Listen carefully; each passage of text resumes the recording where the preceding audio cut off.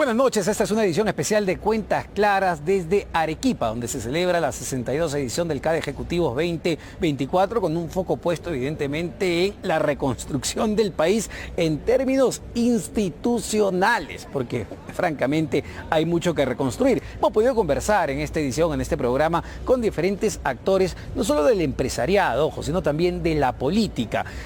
Vamos a empezar con una entrevista, una conversación que tuvimos con el ex canciller Javier González Olaichea sobre diversos temas, no solo sobre su candidatura a la presidencia de la República, sino también sobre su evaluación a la gestión de la presidenta Dina Boluarte y la reciente censura del ministro de Energía y Minas, Rómulo Mucho, en el Congreso de la República. Así que vamos a escuchar esta entrevista.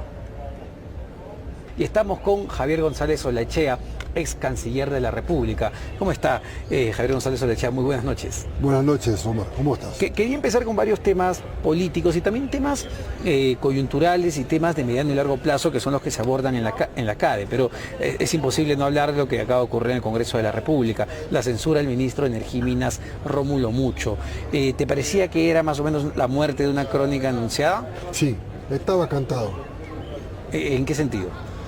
Porque del momento que, como la Junta General de Accionistas de Petroperú la conforma el Ministerio de Economía y el Ministerio de Energía y Minas, termina nombrando al señor Vera como gerente general, inexplicablemente, después de haberlo discutido en su oportunidad varias veces en el Consejo de Ministros, con una política contraria a la trayectoria del ingeniero Mucho, sumado a otros problemas, yo pienso que hizo un mal cálculo y yo eso lo hubiera renunciado antes. Y te pregunto, porque pudimos conversar justamente con el ministro Mucho el día de ayer, y él estuvo en contra, en realidad, de esos nombramientos. ¿Qué demostró eso? ¿La debilidad, la imposición de la presidenta? Mira, mi padre siempre decía, el poder más grande que tiene un ministro es de la renuncia motivada.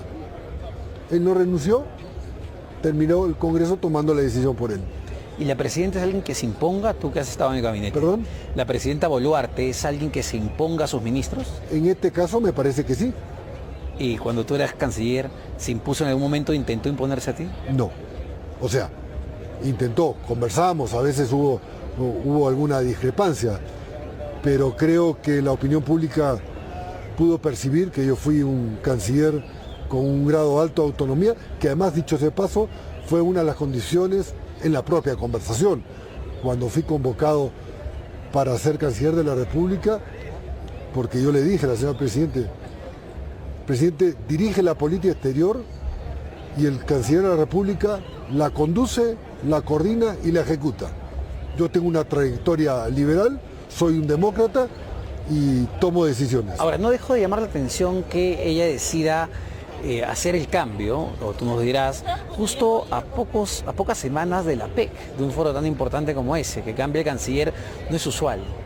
¿Qué pasó? No es usual, fue una suerte de, vamos a decir, separación de cuerpos por mutuo disenso, pero, por ejemplo, en las encuestas, ¿no?, publicadas por un diario de la oposición, Expreso, el 90% a las 2-3 semanas que yo había salido se manifestó en contra de mi salida como canciller. Bueno, creo que la opinión pública meditó que lo que yo había podido lograr en bien del Perú y por amor al país era importante, era valorado, y bueno, ahora estoy en una situación distinta como aspirante a la presidencia de la República. Vamos a hablar de eso, pero quería terminar de entender. ¿No le gustó a la presidenta Boluarte el protagonismo que empezaste a tener? Bueno, eso es lo que dicen algunas personas. A mí nunca me lo dijo, pero en todo caso, en la conversación en la que me ofrece la Cancillería, me dijo, yo quiero un canciller activo, un canciller que vaya a los medios, un canciller que vaya por el mundo. Bueno, eso fue lo que hice. Y a ver, dime, en el caso del ministro Julio de Martini, por ejemplo, sí, ¿te parece, o cómo desde el punto de vista político ves que hayan decidido censurar a Mucho y no a de Martini con el escándalo que hubo? No he seguido de cerca el caso del ministro de Martini, no podría opinar. Y me mencionaba, Javier, que estás lanzando tu candidatura. La lanzaste, ¿cuál es el foco? Porque entiendo que vas a pasar unas internas. Por supuesto, el PPC es un partido absolutamente democrático. Yo lo que he dicho de hace un mes aproximadamente, tanto en una entrevista con Milagros Leiva como en Expreso, quiero ser presidente para ejecutar un cambio radical. ¿Cuál sería el cambio radical? Extirpar todas aquellas cosas, factores que han arrinconado, arrodillado al Perú desde las izquierdas y desde los caviares, que lo único que han hecho es medrar del Estado, asaltar los botines, crear figuras inexistentes, y yo defenderé obviamente los valores republicanos, los valores tradicionales de Perú, obviamente también la familia, pero buscaré soluciones concretas a los problemas reales. Inseguridad, el crecimiento económico, la reforma del Estado, porque el Estado muchas veces hace lo que no debe y hace lo que no hace lo que debe y hace lo que no debe, y valorizando al sector privado, al emprendedor, al que crea trabajo, al que se le pone 1000 trabas, no reconociendo la realidad. Pero te pregunto, ¿qué hacer, por ejemplo, con un tema tan complejo como la inseguridad que sufrimos hoy todos los días? Ahí podríamos hablar 1 hora si quieres en un programa en Lima, pero por lo pronto cercarlos, operaciones Tenaza, cambiar los regímenes legales, obviamente potenciar la policía, duplicar la capacidad de la policía, que se puede en 8 meses, 10 meses, construir cárceles. Obviamente también cambiarle la protección al policía, a las Fuerzas Armadas, o sea, darles confianza para obviamente que no sean atacados sino respetados. ¿Y hoy en día hemos fracasado en la lucha contra la inseguridad? ¿Contra la criminalidad? Bueno, eso es lo que dice la gente en las encuestas. ¿Pero tú qué dices? Yo me siento inseguro todos los días. Mis hijos se sienten inseguros. Tú te sientes inseguro. Cualquiera se siente inseguro porque te matan por un celular de $20. ¿Y por qué crees que Santibáñez se mantiene en el gabinete? Había que preguntarle a la presidenta. ¿Pero tú qué crees? ¿Tú has sido parte del gabinete? Bueno, yo creo que él tiene algunas respuestas en relación a algunas inquietudes que le plantea la Fiscalía. Ajá, estamos hablando del caso de COFE. Por ejemplo. Es una pieza, en una entrevista con él hablábamos, ¿no? Es una pieza clave para la permanencia de la presidenta. Yo no sé si es una pieza clave para la permanencia, porque yo creo que lo importante en el Perú es procurar la estabilidad política, pero que sabe más de lo que ha hablado, sabe más. No me queda ninguna duda. Y justamente sobre ese tema, el hecho de que el Poder Judicial le haya dado 36 meses de prisión preventiva al hermano de la presidenta, ¿complica la situación presidencial o no?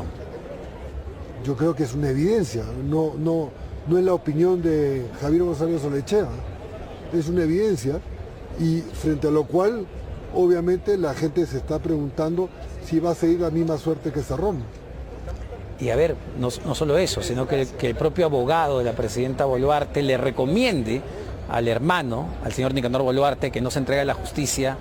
¿Qué nos dice? Bueno, ¿qué te puedo decir? Yo tendría otro tipo de abogados y escogería un letrado en el hipotético caso, porque jamás me van a ver en una situación ni siquiera lejana, en el caso de obtener la presidencia de la República, repito, para terminar con el ciclo de las prebendas, el ciclo de las repartijas y demás. ¿Y alguna vez increpaste cuando estabas en el gabinete a la presidenta el hecho de que, oye, ya pasa un año y no han capturado a Vladimir Cerrón? Yo no.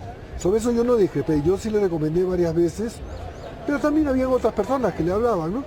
Que saliera a los medios y que diera una explicación, veraz. Yo creo que siempre, mira, ayer tuvo la generosidad del presidente Uribe de dedicarme 1 hora y 20 casi a solas. Yo le pedí una audiencia y ahora lo escuchamos en CADE para conocer la experiencia colombiana de la lucha, la exitosa lucha contra el terrorismo, contra la inseguridad, y me dio una cantidad de explicaciones, de tips, de documentos que me va a hacer llegar, y al final de cuentas se resume a una sola cosa: voluntad política y visión de país. Y esa voluntad política yo la he expresado con toda claridad.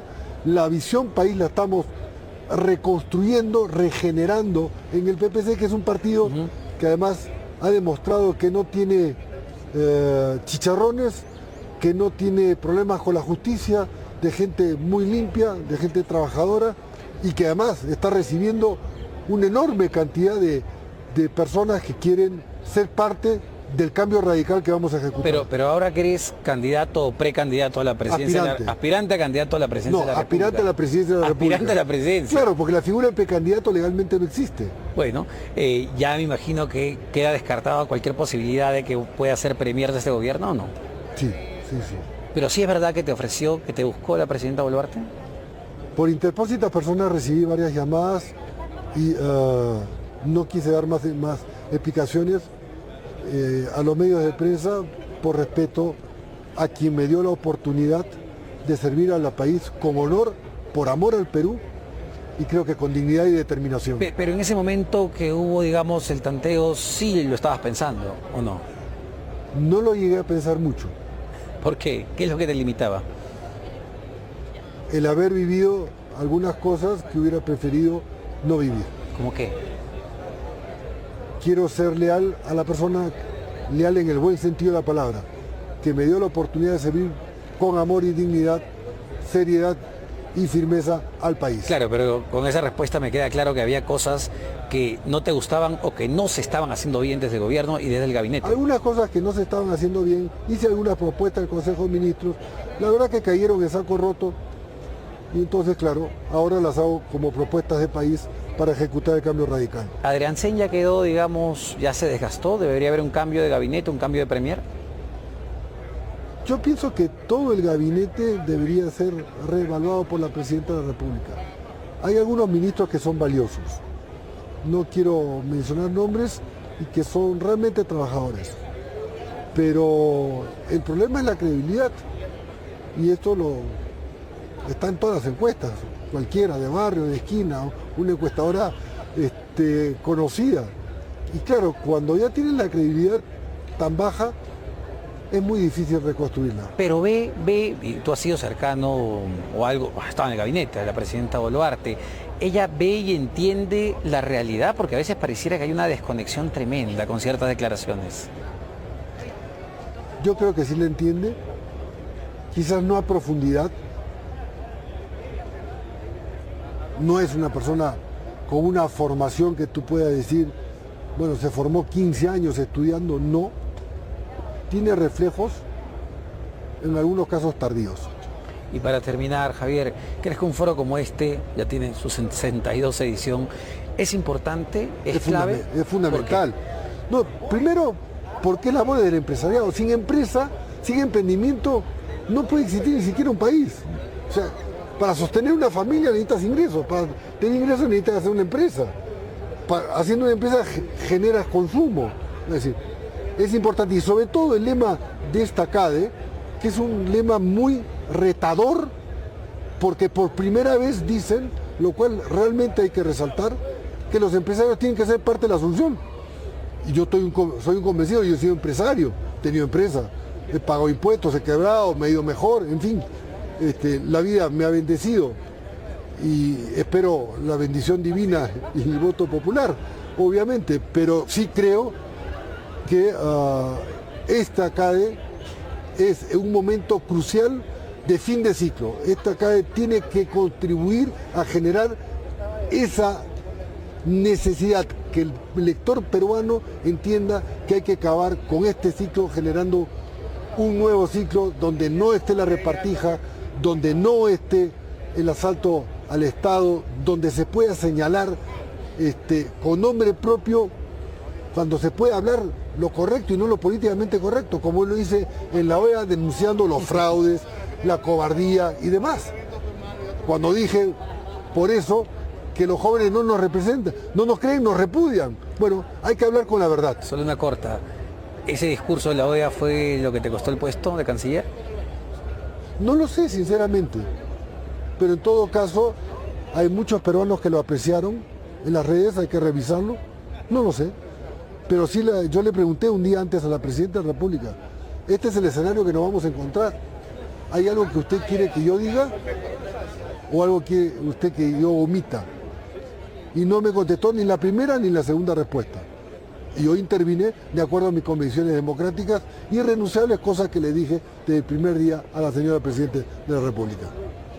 Muchísimas gracias, Javier, por esta entrevista. Javier González Olaechea, ex canciller de la República, ex ministro de Relaciones Exteriores. Vamos a una pausa, venimos con más aquí en Cuentas Claras.